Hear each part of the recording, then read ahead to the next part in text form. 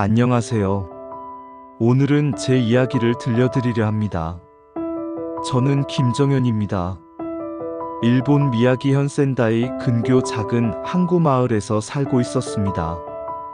아내와 8살 아들, 12살 딸, 그리고 일본에서 유학 와 있던 동생까지 우리 가족은 나름대로 열심히 살고 있었습니다. 그런데 2011년 3월 11일 그날 오후 제 인생은 산산조각이 났습니다. 그날 오전 저는 평소처럼 작은 수입차 정비소에서 일을 하고 있었습니다. 하늘은 조금 흐렸고 바람은 서늘했습니다. 봄이라고 하기엔 아직 겨울 냄새가 남아 있었죠. 라디오에서는 평소처럼 지역 뉴스가 흘러나오고 있었고 정비소 문은 활짝 열려 있었습니다. 아내는 집 근처에서 작은 한국 음식점을 운영하고 있었어요. 김치찌개, 불고기 덮밥 같은 음식을 일본인들이 좋아해주면서 생각보다 손님이 많았죠. 딸은 중학교에서 수업을 듣고 있었고 아들은 초등학교 운동장에서 체육 수업을 하고 있었습니다. 그리고 동생은 도쿄에서 올라와 저희 집에서 머물고 있었죠. 취직 준비 때문에 마음이 무거운 상태였지만 가족과 함께하는 시간이 위로가 된다고 했습니다. 그날은 정말 평범한 하루였습니다. 누구도 몰랐습니다. 그 몇 시간 뒤 세상이 무너질 거라는 걸. 2시 46분 차 밑에 들어가 작업을 하고 있었는데 바닥이 미세하게 울리더군요. 저는 순간 지하철이 지나가나? 하고 생각했습니다. 하지만 곧 진동은 거세졌습니다. 바닥이 흔들리고 철제 공구들이 우르르 쏟아졌습니다. 자동차가 덜컹거리며 떠오를 듯이 흔들렸고 머리 위 형광등이 덜컹거리며 흔들리다 깨져버렸습니다. 야, 나가야 돼. 빨리. 어서 밖으로 나가. 다들 나가. 저는 정비소에서 일하던 일본인 직원과 손님들을 끌어내며 밖으로 뛰쳐나왔습니다. 그러나 바깥은 더 지옥 같았습니다. 아스팔트가 출렁이고 전봇대가 무너질 듯 흔들리고 있었습니다. 멀리서 보니 건물 벽이 갈라지며 먼지가 솟구쳤습니다. 사람들은 비명을 지르며 도로 위로 쏟아져 나왔습니다. 흔들림은 몇십 초, 아니 몇 분 동안 계속됐습니다. 저는 땅이 갈라져 삼켜버릴까 두려워 가까운 전봇대에 몸을 기댔습니다. 그러나 그 전봇대마저 휘청거렸습니다. 세상이 무너져 내린다는 말이 그때만큼 실감난 적은 없었습니다. 진동이 멈췄을 때 마을은 이미 아수라장이 되어 있었습니다. 무너진 담벼락, 갈라진 도로, 산산조각난 유리창. 저는 가슴이 철렁 내려앉았습니다. 핸드폰을 꺼내 아내와 아이들에게 전화를 걸었지만 네트워크에 연결할 수 없습니다. 신호음조차 들리지 않았습니다. 안 돼. 아이코 유리준아, 제발 무사해야 한다. 제발. 저는 곧장 트럭에 올라탔습니다. 그러나 도로는 이미 꽉 막혀 있었습니다.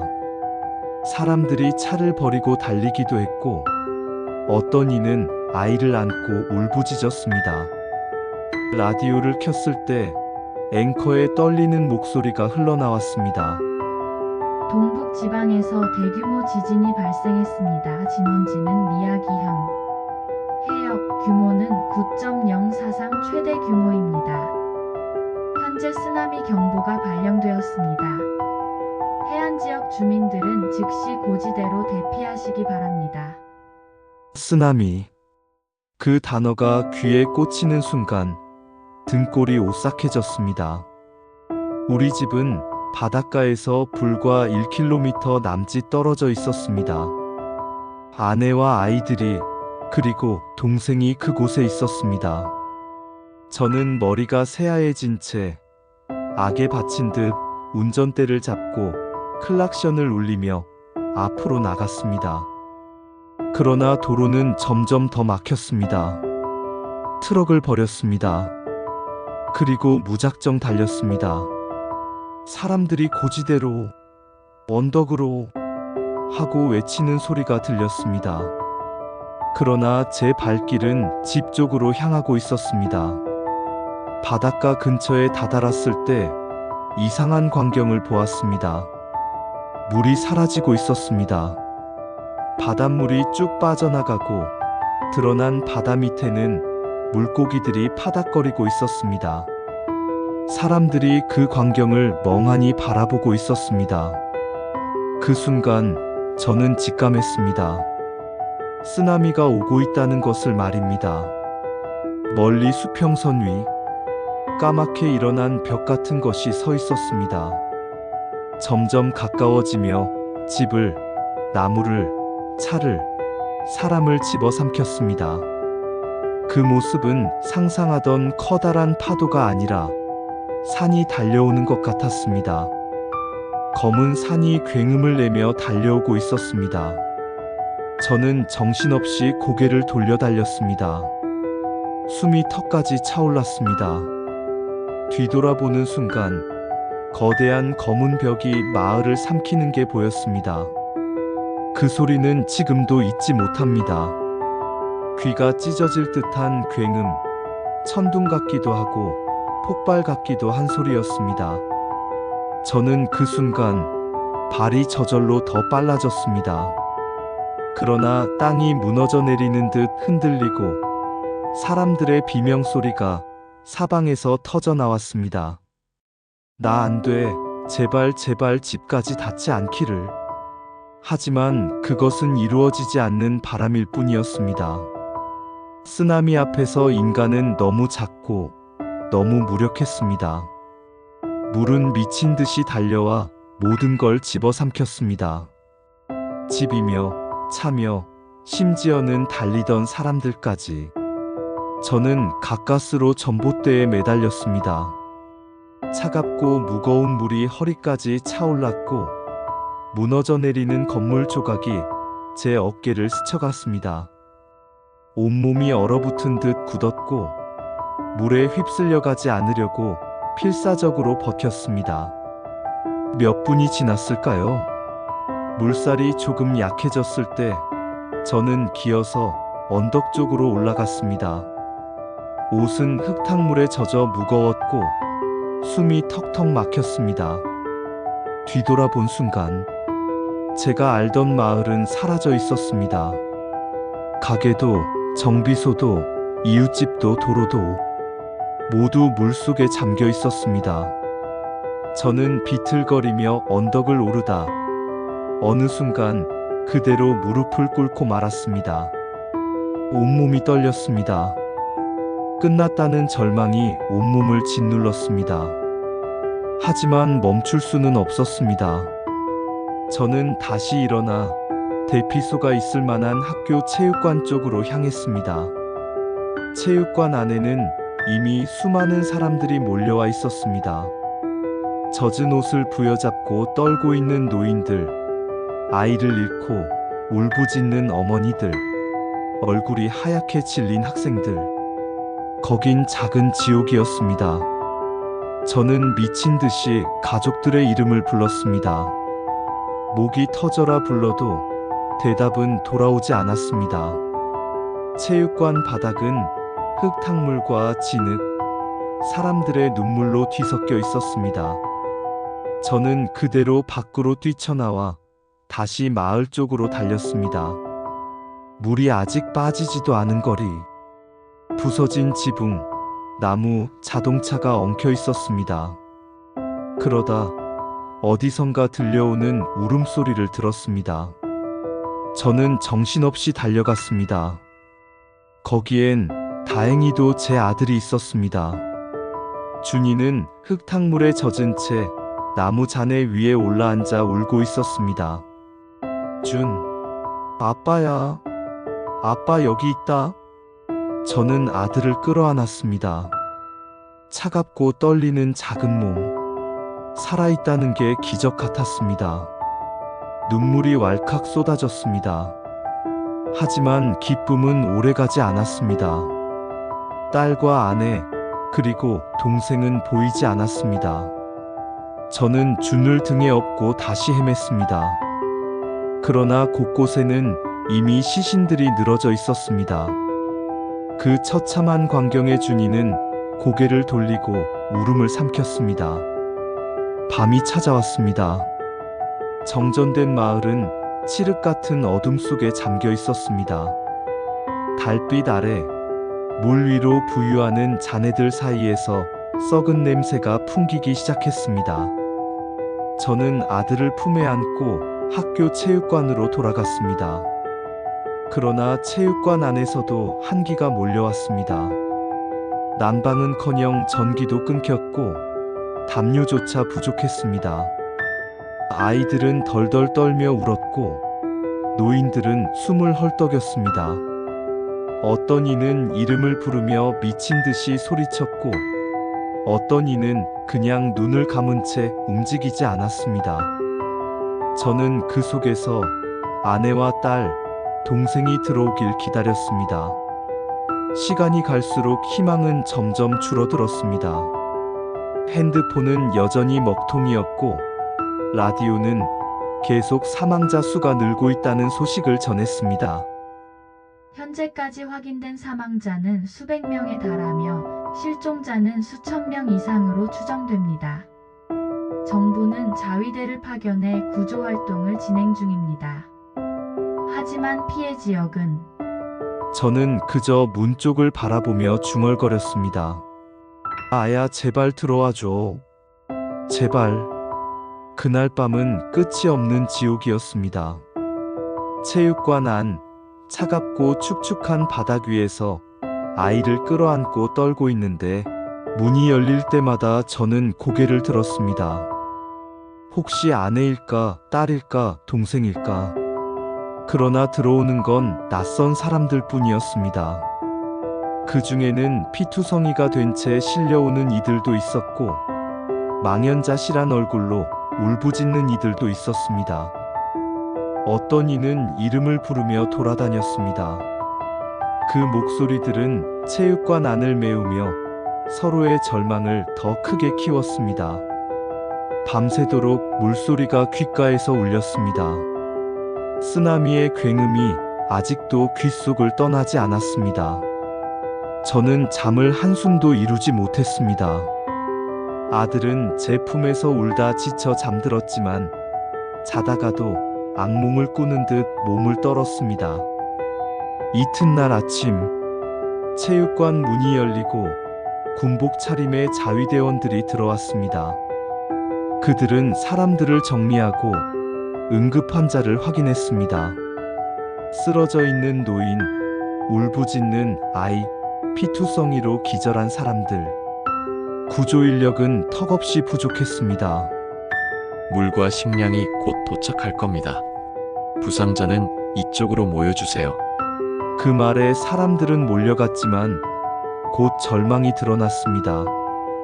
피난민에 비해 물자가 턱없이 부족했습니다. 사람들이 줄지어 앉아 차례를 기다렸습니다. 저는 그 와중에도 아내와 딸, 동생의 생사를 물어봤습니다. 혹시 아야라는 여인이나 중학생 여자아이, 젊은 남자 본 적 있습니까? 제 가족인데. 죄송합니다. 저는 못 봤습니다. 그 대답이 돌아올 때마다 심장이 무너져 내렸습니다. 누군가는 아이의 시신을 확인하러 나갔고 누군가는 사망자 명단이 적힌 종이를 들여다보며 눈물을 쏟았습니다. 저는 차마 그 종이를 볼 수가 없었습니다. 아직은 믿고 싶지 않았습니다. 시간이 지나면서 체육관은 점점 더 숨막히는 공간이 되었습니다. 사람들의 몸에서 나는 땀 냄새, 젖은 옷에서 풍기는 곰팡이 냄새, 그리고 코를 찌르는 피 냄새. 밖에서는 무너진 건물 사이에서 나는 썩은 냄새가 바람을 타고 들어왔습니다. 아이들이 울고 노인들이 신음하고 어떤 이는 분노에 차서 고함을 질렀습니다. 그 고함에 군인들이 다가와 달래려 했지만 다들 마음이 한계에 달해 있었습니다. 저는 아들을 꼭 끌어안고 버티는 수밖에 없었습니다. 이틀째, 3일째. 시간은 흐르는데 가족의 소식은 들리지 않았습니다. 체육관 구석에서 저는 자꾸만 눈을 감고 상상했습니다. 딸 유리가 학교 체육관 어딘가에서 저를 찾고 있지는 않을까. 아내 아야가 음식점 지하에 숨어 있다가 구조를 기다리고 있지는 않을까. 동생이 혹시 살아서 구조대와 함께 들어오지는 않을까. 하지만 문이 열릴 때마다 들어오는 건 낯선 사람들 뿐이었습니다. 그리곤 종종 시신을 덮은 천이 실려 들어왔습니다. 저는 어느 순간 결심했습니다. 더는 기다릴 수 없다고. 직접 찾아 나서야 한다고. 아들을 등에 업고 저는 다시 마을로 내려갔습니다. 물은 조금씩 빠지고 있었지만 마을은 형체를 알아볼 수 없었습니다. 흙탕물 위에 기울어진 집, 뒤엉킨 자동차, 전봇대. 그 사이로 시신들이 보였습니다. 구조대가 시신을 줄줄이 수습하고 있었고 흰 천으로 덮어 한쪽에 모아두고 있었습니다. 혹시 가족을 찾으십니까? 시신 확인은 이쪽입니다. 그 말에 제 다리가 굳었습니다. 시신. 그 단어는 제 마음을 갈기갈기 찢어 놓았습니다. 저는 고개를 저으며 중얼거렸습니다. 아직은 아닙니다. 아직은 살아있을 겁니다. 제 아내와 딸, 동생은 반드시 살아있습니다. 그러나 제 눈앞에 펼쳐진 현실은 너무도 잔혹했습니다. 무너진 건물 더미 아래서 끌려 나오는 아이의 작은 시신. 차량 안에서 발견된 젊은 여성의 싸늘한 얼굴. 그리고 가족을 잃은 사람들이 땅에 주저앉아 오열하는 모습. 저는 입술을 깨물며 눈을 돌렸습니다. 하지만 아무리 고개를 돌려도 그 광경은 제 눈앞에 계속 맴돌았습니다. 밤이 되자 다시 체육관으로 돌아왔습니다. 아들은 지쳐서 제 품에 안긴 채 잠이 들었습니다. 그 작은 숨소리가 제게 남은 유일한 희망 같았습니다. 그날 밤 저는 기도를 했습니다. 평생 신앙심이라고는 없었지만 처음으로 하늘을 향해 속삭였습니다. 제발, 제발 아이 엄마랑 유리랑 동생만 살려만 주십시오. 제발 저를 대신 가져가도 좋으니. 그러나 대답은 없었습니다. 대신 체육관 안에서는 또 다른 울음소리가 터져 나왔습니다. 누군가 명단에서 사랑하는 이의 이름을 찾은 겁니다. 그 울음소리에 아들은 잠에서 깨 울음을 터뜨렸습니다. 저도 결국 눈을 감고 울었습니다. 3일째 아침이 밝았습니다. 체육관 안은 이미 쉰내와 피냄새, 젖은 옷냄새가 뒤섞여 숨쉬기조차 힘들었습니다. 사람들은 점점 무기력해졌습니다. 처음엔 소리를 지르며 가족을 찾던 이들도 시간이 지날수록 목소리를 잃어갔습니다. 그날 아침 자위대가 사망자 명단을 붙였습니다. 사람들이 몰려들었고 종이 앞에서 누군가는 비명을, 누군가는 절규를 쏟아냈습니다. 저는 한참을 망설이다 다가갔습니다. 떨리는 손으로 이름을 훑었습니다. 하지만 다행인지 불행인지 아내와 딸, 동생의 이름은 보이지 않았습니다. 그 작은 희망에 매달려 저는 아들을 등에 업고 구조대가 있는 곳으로 갔습니다.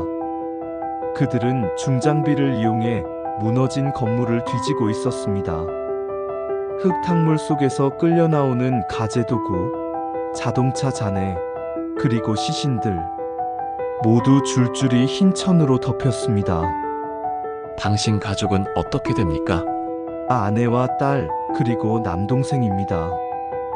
집은 바닷가 근처였어요.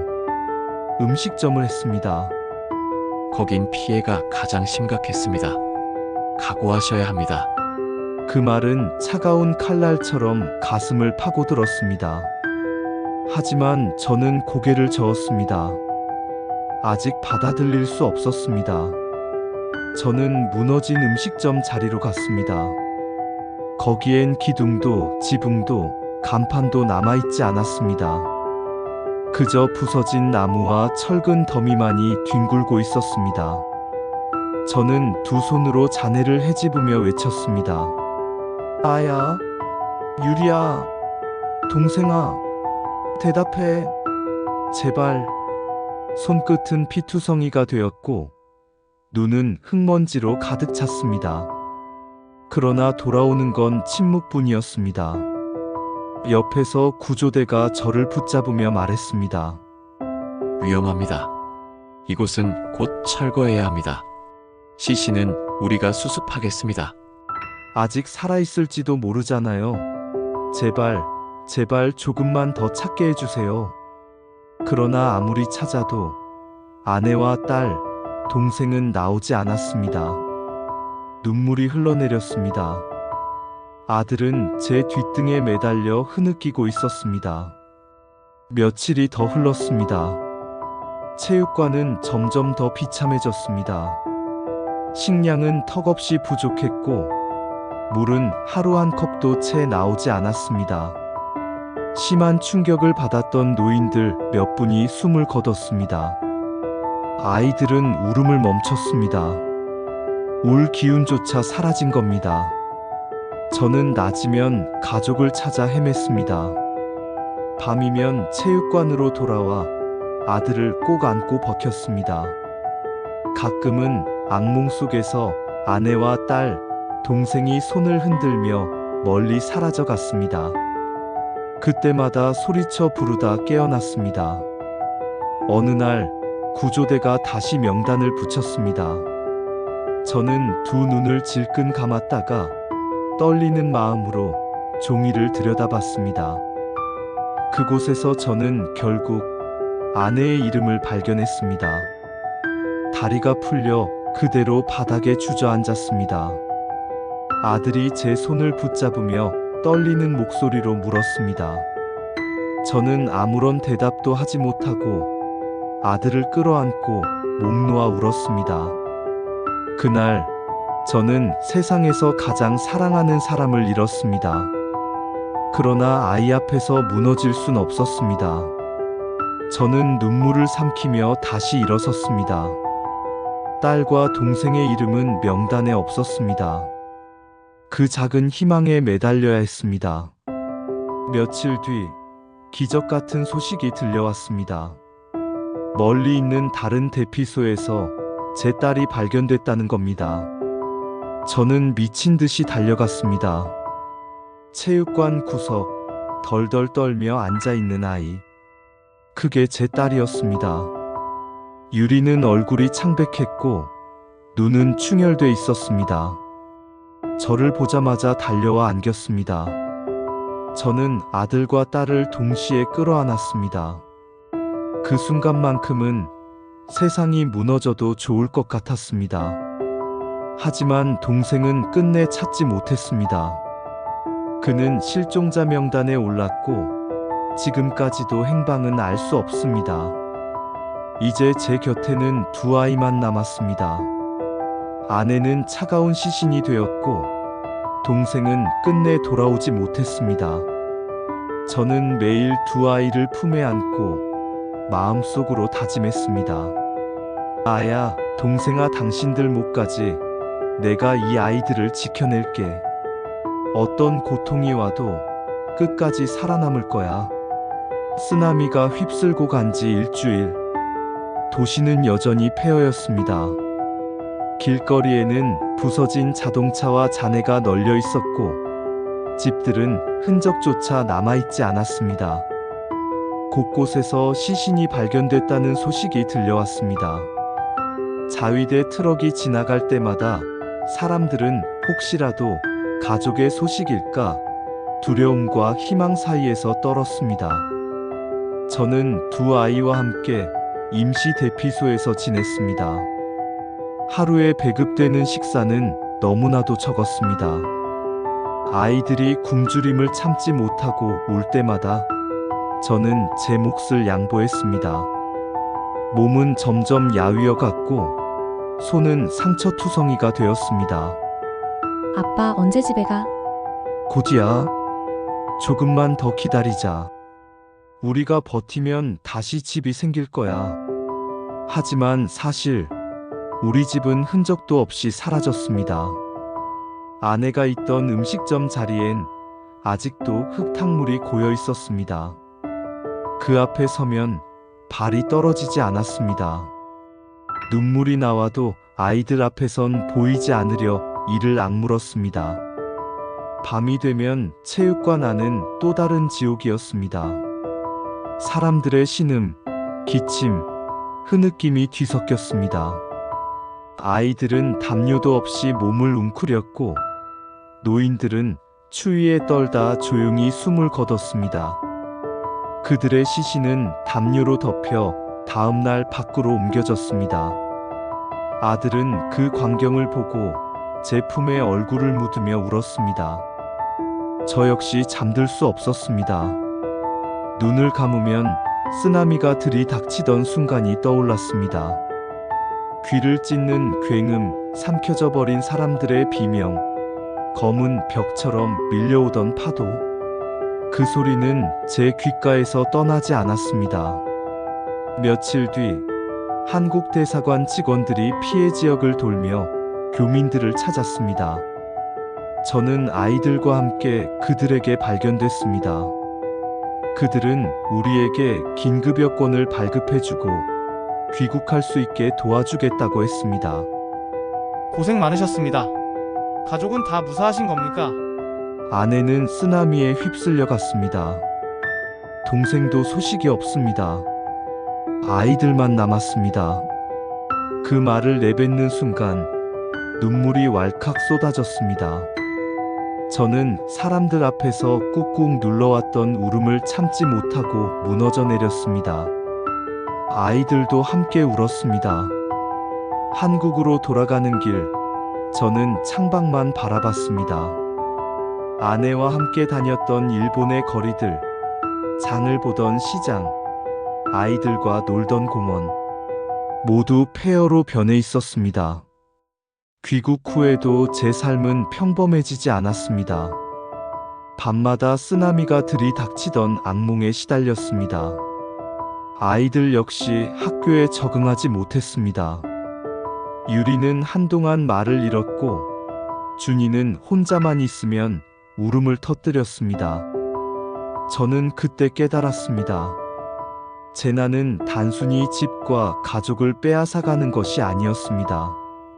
살아남은 자들의 마음 깊은 곳까지 무너뜨리는 것이었습니다. 세월이 흘렀습니다. 하지만 저는 여전히 2011년 3월 11일 그날에 머물러 있습니다. 쓰나미가 덮쳐오기 전 아내의 마지막 모습, 동생의 웃음소리, 그 모든 게 제 가슴 속에 박혀 떠나지 않습니다. 사람들은 시간이 지나면 잊는다고 합니다. 하지만 저는 잊지 못합니다. 잊는 것이 아니라 함께 짊어지고 가는 겁니다. 상처는 사라지지 않지만 그 위에 다시 살아가는 길을 쌓아가는 거죠. 저는 오늘도 아이들을 바라보며 다짐합니다. 아야, 동생아, 당신들이 지켜보는 앞에서 나는 절대로 무너지지 않을 거야. 남은 아이들을 위해 나는 끝까지 살아낼 거야. 쓰나미는 제 삶을 파괴했습니다. 이 목소리를 듣는 분들께 부탁드립니다. 지금은 많은 사람들의 기억에서 잊혀져 가지만 한 번쯤은 떠올려 기도해 주세요. 2011년 3월 11일 동일본 대지진. 그날 수많은 사람들이 삶을 잃었고 살아남은 이들은 여전히 그날을 짊어지고 살아갑니다. 재난은 언제든 찾아올 수 있습니다. 그리고 그 속에서 우리는 얼마나 연약한지, 또 동시에 얼마나 강한지 잊지 말아 주십시오. 긴 이야기 들어주셔서 감사합니다.